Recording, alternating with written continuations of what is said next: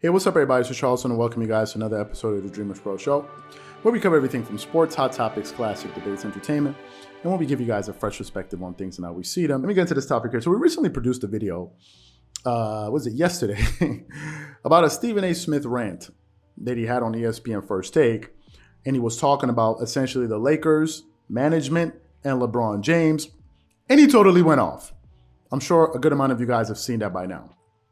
But at the beginning of his rant, he touched on a very important story that, in my opinion, I feel is not being discussed enough. Maybe it's too soon, right? But he touched on the next CBA, collective bargaining agreement negotiations that are coming up, and he gave some serious warnings that players need to be on the lookout for, because he believes that the next one is going to be something to behold.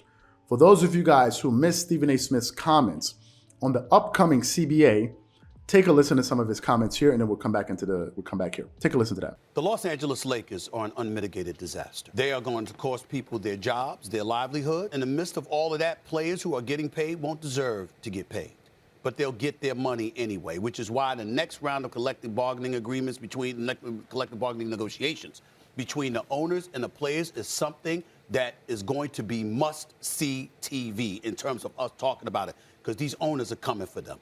The fact that you got guys taking time off, the fact that you got guys that don't want to follow rules and regulations, the fact that you got guys that are being lackadaisical at their discretion, picking and choosing when they want to play, how they want to play, et cetera, instead of being committed to doing their damn jobs. The owners are coming for them. Now, in my opinion, I think he was talking about something, as I said before, that's not being discussed enough. And that is players being paid for services not rendered. This is a serious issue.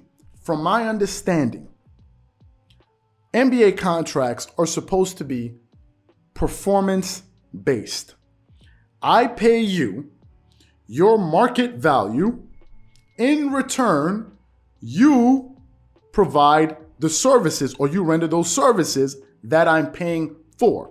I'm paying you what you're worth, according to what the market says you're worth, in return for services in the future, i.e. services over the next year, 2 years, 3 years, 4 years, 5 years, depending on the contract that we signed.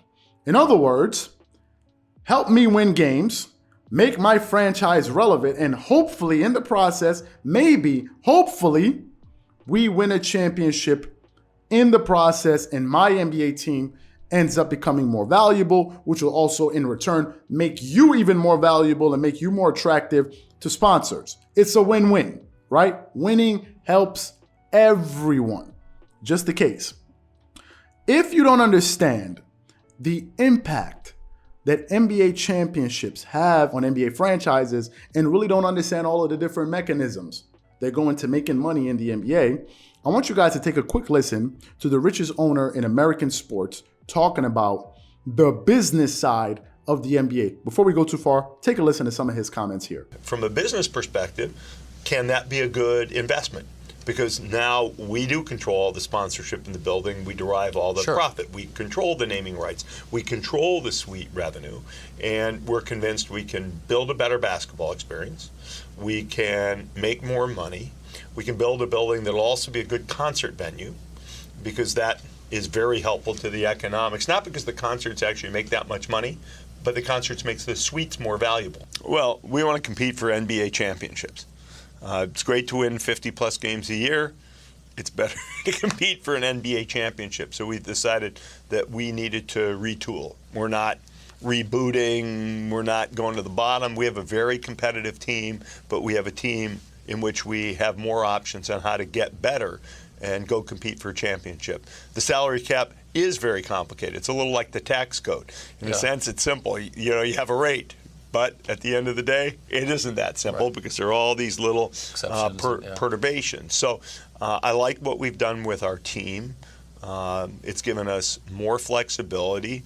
I'd like to win a championship next year, but I'm sure, really enthused by the idea of getting where we need to be over the next 2 or 3 years. And obviously, it helps It's to have that when you come out with a new arena. It helps Golden State there's an make argument. that arena. I mean, Sure. what you can charge for suites when you have a championship team.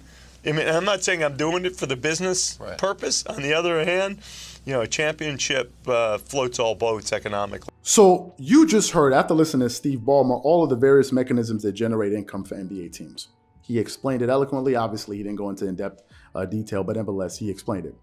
So if I'm willing, if we're talking about an owner now, or a team owner, whatever, if I'm willing to commit guaranteed money, guaranteed, to use Charles Barkley's phrase or whatever, to you for the next 3 to 5 years, how come at a whim you just get to break your contract with me because things don't suit you, and somehow, some way, I'm expected to pay you still, even though you decided that the situation is not working out? How does that even work? Now, there may be another argument to this and say, well, wait a minute. Teams get to trade players at their discretion. And that is true.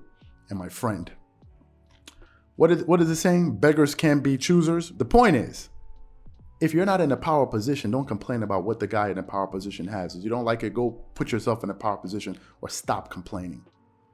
If you don't like the fact that you have to show up at work at 8:30 in the morning and the CEO or the boss shows up at 11 a.m. and you don't like the fact that he shows up at 11, there are two things you can do. Either quit or shut the hell up.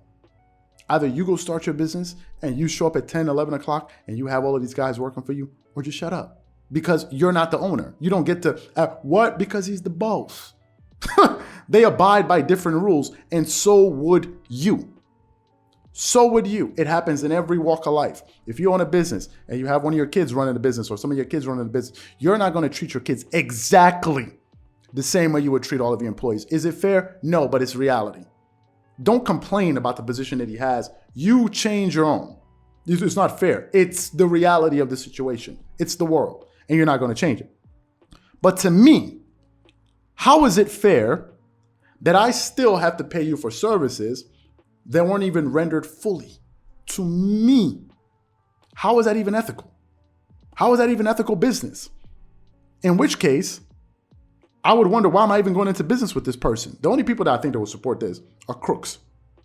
Crooks, yeah, crook. If crooks will support, yeah, man, make that money. Yeah, so what? You got to be ran away with the bag. That's a crook mentality.